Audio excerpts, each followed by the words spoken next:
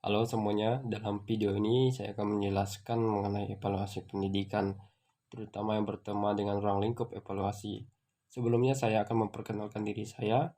Nama saya Firminus, NIM 1910113737, PKK 4 semester 6, mata kuliah evaluasi pendidikan, dosen pengampu, Seti Novitasari Simbolon MA Tesol.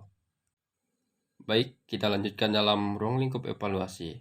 Dalam ruang lingkup evaluasi pendidikan, ada 3 konsep yang harus kita pahami, yaitu pertama konsep antara pengukuran, kedua konsep penilaian, dan ketiga konsep evaluasi. Dalam konsep pengukuran, pertama kita harus mengerti terlebih dahulu apa itu pengukuran. Nah, pengukuran secara umum adalah kegiatan yang dilakukan untuk mengukur sesuatu atau suatu proses dalam menentukan kuantitas dari suatu objek. Kemudian, sedangkan pengukuran dalam bidang pendidikan atau proses belajar mengajar adalah kegiatan pengukuran yang diarahkan untuk melihat potensi atau kemampuan, baik kemampuan dasar maupun kemampuan sebagai hasil belajar yang dimiliki oleh siswa. Kemudian, untuk mengetahui kemampuan siswa, maka diperlukanlah suatu tes, terutama dalam proses pengukuran.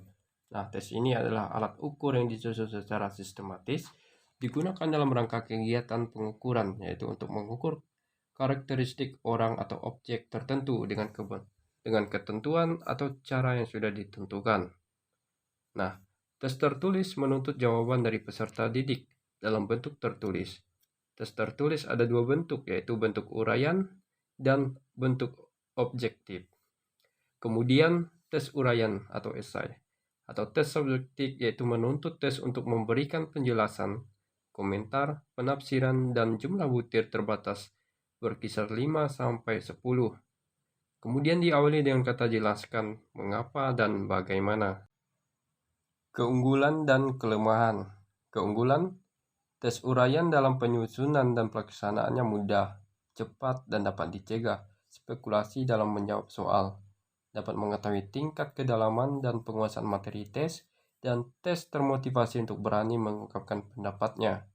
Lalu kemudian kekurangan. Pengoreksian cukup sulit dan memerlukan waktu panjang.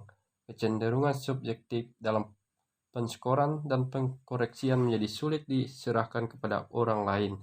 Validitas dan reliabilitas tes umum rendah. Kemudian selanjutnya kita tes lisan.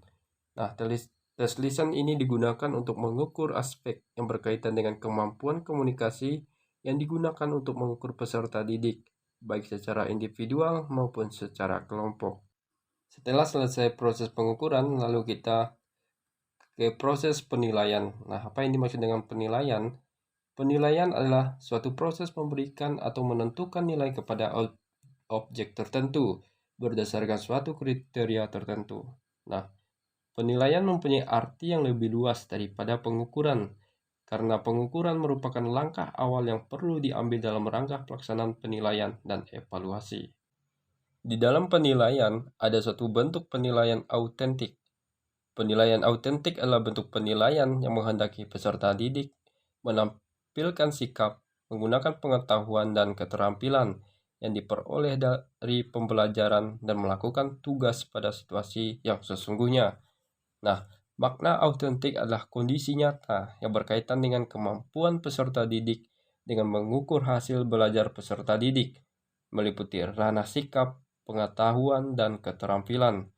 Kemudian, pada proses belajar disesuaikan dengan situasi dan keadaan sesungguhnya, baik itu di dalam kelas maupun di luar kelas. Pada kurikulum 2013, menerapkan penilaian autentik untuk menilai kemajuan belajar peserta didik yang meliputi sikap, pengetahuan, dan keterampilan. Teknik dan instrumen yang digunakan dalam kompetensi sikap yaitu pedoman observasi, penilaian diri, penilaian antar peserta didik, jurnal, dan wawancara. Teknik dan instrumen penilaian kompetensi keterampilan yaitu tes praktik, proyek, dan penilaian portofolio.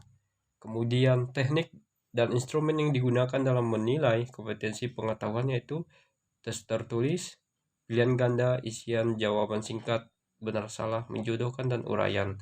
Nah, tes lisan, daftar pertanyaan, dan penugasan yaitu pekerjaan rumah dan atau proyek yang diberikan secara individu atau kelompok sesuai dengan karakteristik tugas. Lalu kemudian konsep evaluasi. Evaluasi adalah suatu tindakan atau proses untuk menentukan nilai dari sesuatu yang berakhir dengan mengambil suatu keputusan, atau dapat dikatakan pula evaluasi terhadap data yang dikumpulkan dari hasil penilaian. Nah, data yang didapat dari pengukuran dan penilaian yaitu mengukur dan menilai pada ranah kognitif, afektif, dan psikomotorik. Sedangkan evaluasi pembelajaran adalah kegiatan atau proses untuk menentukan sampai sejauh mana kegiatan pembelajaran telah mencapai suatu tujuan yang telah ditetapkan. Kemudian objek dan subjek evaluasi. Nah, ada 3 poin penting untuk mengetahui objek dan subjek evaluasi tersebut. Yang pertama, ranah kognitif, yaitu kemampuan otak. Dalam ranah kognitif ini ada 6 poin yang harus kita ketahui. Yang pertama, pengetahuan, yaitu menyebutkan, mendefinisikan, menyatakan. Poin kedua yaitu pemahaman, memberikan contoh dan menafsirkan. Poin ketiga yaitu penerapan, yaitu mengubah, menghitung, dan menggunakan. Dan poin keempat yaitu analisis, membandingkan, mengambil kesimpulan. Dan poin kelima yaitu evaluasi, membuktikan, memutuskan, dan yang terakhir yaitu kreatif, menciptakan dan membangun. Kedua, ranah afektif, yaitu sikap yang menunjukkan perkembangan jiwa siswa. Nah, ada 4 poin di sini, yaitu poin pertama, kemampuan menerima, menanyakan, menggunakan, menjawab. Poin kedua, menanggapi dan menjawab, yaitu menolong, menunjukkan. Poin ketiga yaitu menilai, mengerjakan, menerangkan, menyatukan, dan menata. Dan poin keempat yaitu menghayati, menguraikan, melayani, dan mendengarkan. Ketiga, ranah psikomotorik. Ada 7 poin penting yang harus kita ketahui dalam ranah psikomotorik.